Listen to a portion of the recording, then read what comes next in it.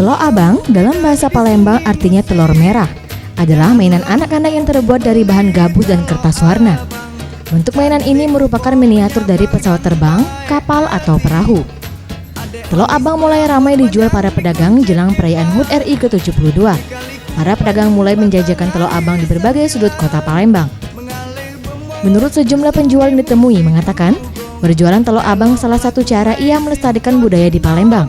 Karena setiap tahun, penjualan telur abang selalu ada dan dicari masyarakat.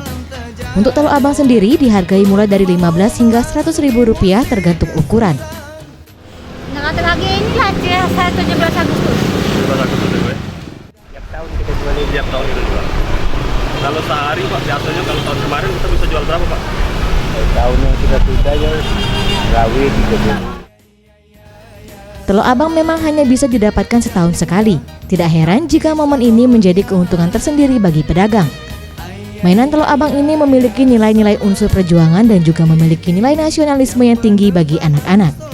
Anugerah Pratama, Sriwijaya TV.